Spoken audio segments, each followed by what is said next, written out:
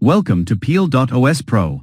Here's a step-by-step guide to get you started with our new software for reverse engineering. On the home page, click on the Scan to CAD option and browse to import an STL file. Once you enter the module, you'll see new toolbars that can be collapsed, expanded, and docked. The first thing we want to do is create an alignment by generating entities. As in Peel.CAD, you can easily extract information from the mesh like creating plane and cylinders. The new module includes a tool called Quick Entities, which generates mesh segmentation and allows you to create cylinders, spheres, cones and planes with just one click. Once all the entities are created, you can collapse the toolbar and proceed with the alignment, which is crucial for the success of any reverse engineering project. Afterward, you can hide any unnecessary elements and begin the design process. We'll begin by using the Create Sketch button in the modeling toolbar.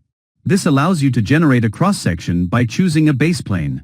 You can best fit a plane on the mesh by holding the Control key and ensuring it is parallel to your alignment using the Constraint to Nearest Axis checkbox. You can also select one of the alignment planes, as we'll do here, and drag it to ensure the correct location. Once the cross-section is confirmed, it will turn green, and you'll have access to the Sketching toolbar, where you can use various 2D tools to recreate the desired section. For this example, we'll focus on the outer contour and begin by drawing lines. You can snap directly to the cross-section and create lines point by point, or hold the Control key to best fit them directly on the cross-section. You can also make multiple selections to ensure all lines are best fitted correctly. Next, we'll use the Corner Trim tool to connect all the segments. While you can click each segment individually, it's much quicker to use the Wire Selection tools and hold the Control key to connect the segments. Once the profile is closed, it will turn darker, indicating that it's ready to extrude.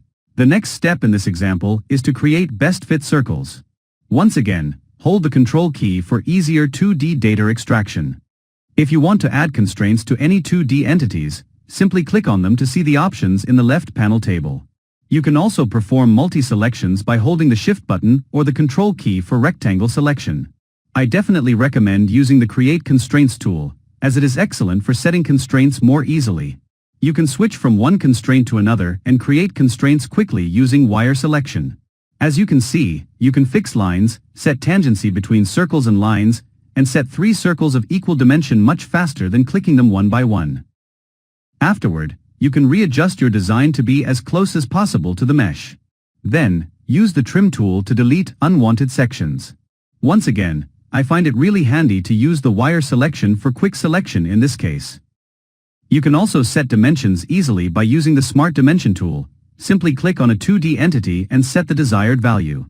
It's also worth mentioning that all display settings for sketching are located at the bottom of the screen, such as unlocking the 2D view or removing the grid lines. Once the sketch is created, select Extrude or Revolve to create a solid from the closed profile. You can use the Control key to select a vertex from the mesh to set the extrusion length, drag the arrow, or simply enter a numerical value.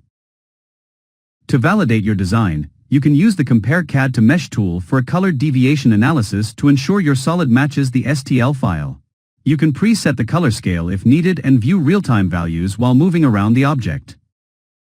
Another useful option for modeling is the ability to turn 3D entities into surfaces or solids. In this example, we create a cylinder and ensure its orientation is parallel to the Z-axis. Then, we set the desired length and round the diameter to the extraction value. Once all the parameters are as wanted, check the Create Solid box to turn it directly into a solid. You can then repeat the operation with other similar entities, as the software will remember the settings.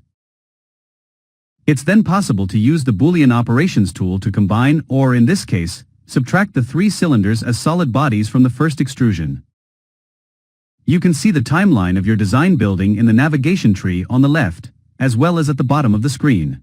Here you can navigate, roll back, add, move, or edit operations and see the updated results. For SolidWorks users, it is possible to transfer the entire timeline, making every sketch and operation seamlessly transferred and fully editable, just as if it had been created directly within SolidWorks.